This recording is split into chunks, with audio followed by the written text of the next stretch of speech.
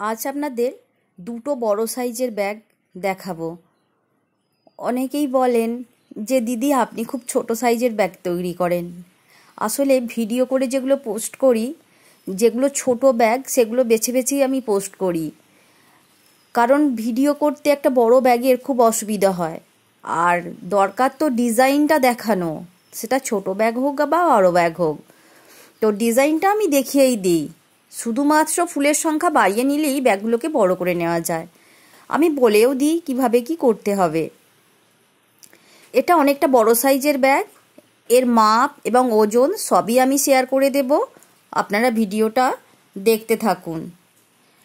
এখানে যে কাপড়টা ইউজ হয়েছে সেটা কিন্তু কটন কাপড় এবং ডবল দেওয়া আছে। যেহেতু এটা কাস্টমাইজ ব্যাগ, তাই পছন্দ মতোই করে দেওয়া হয়েছে যেমন বলেছে।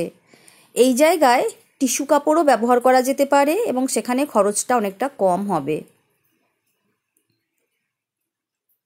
অনেকের কাছে সমস্যা হচ্ছে, বলছেন সমস্ত জিনিস হাতের কাছে পাচ্ছেন না।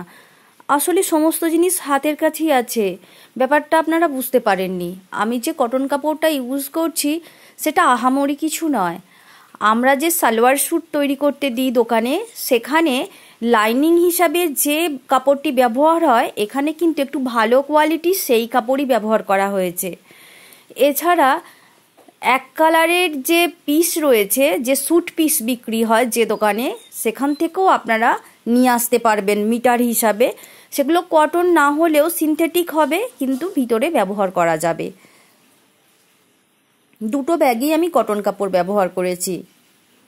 সবই আপনার হাতের কাছে আছে, শুধু একটু খুঁজে নিতে হবে। আর এখানে যে চেনটা ইউজ হয়েছে সেটা 12 ইঞ্চি চেন, আর 8 ইঞ্চি চেনও হয়। এই চেনগুলো আপনি কোথায় পাবেন? এগুলো তো অনেক পাড়ায় মুদিখানার যে দোকান, মানে গ্লসারি জিনিসপত্র যেখানে পাওয়া যায় সেখানেও আপনি পেয়ে যাবেন। এছাড়া যেখানে আপনি সালোয়ার স্যুট তৈরি করতে দেন সেখানে যাবেন, পেয়ে যাবেন। এগুলো হাতের কাছে পাওয়া এমন কিছু কঠিন নয়। এবার মাপটা দেখে নিন, মাপটা আমি দেখিয়ে দিচ্ছি। এখানে পুরো মাপটা 9 ইঞ্চি আছে। ব্যাগটা অনেকটাই বড়, 6 ফুলে তৈরি ব্যাগ। এর চওড়াটাও আমি দেখিয়ে দেবো এখনই। লম্বাটা 9 ইঞ্চি আর চওড়াটা রয়েছে পুরো 5 ইঞ্চি, যথেষ্ট চওড়া রয়েছে। আর আমি এর হ্যান্ডেলটা পুঁতি দিয়ে তৈরি করে দিয়েছি, 6 ফুল দিয়ে। আপনারা চাইলে রেডিমেড হ্যান্ডেলও এখানে ব্যবহার করে নিতে পারবেন। দুটো ব্যাগের সাইজ একই রয়েছে, ডিজাইনও এক রয়েছে।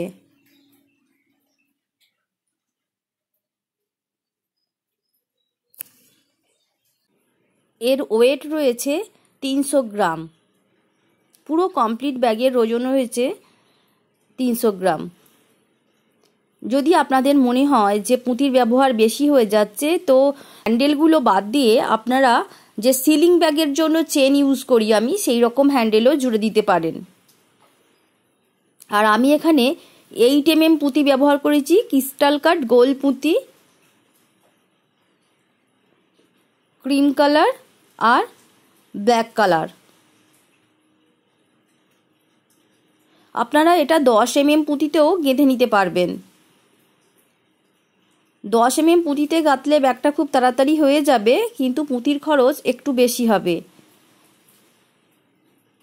আর 8 mm পুঁতিতে আমি তৈরি করেছি, আপনারা 6 mm পুঁতিতেও তৈরি করতে পারেন। সেখানে আবার ওয়েট কম হবে, কিন্তু গাঁথতে অনেক সময় লেগে যাবে, ছোট পুঁতি তো, তাই বুঝে সুঝে করবেন। সেলের জন্য আমরা যে ব্যাগগুলো তৈরি করি বেশিরভাগ ক্ষেত্রে সেটা 8 mm পুঁতিতে। আর কেউ যদি শখে নিজের জন্য বানিয়ে নিতে চান, যে কোনো সাইজের পুঁতি নিয়েই আপনি বানিয়ে নিতে পারেন, সেটা আপনার কাছেই থাকবে। সেটার জন্য তো আপনাকে আর কোনো হেডেক নিতে হবে না যে এর রেট ঠিক করতে হবে বা এর ওয়েট ঠিক রাখতে হবে, সেরকম ব্যাপারটা থাকছে না। তবে 10 mm পুঁতিতে ব্যাগ তৈরি করলে ব্যাগের ওয়েট একটু বেড়ে যায়।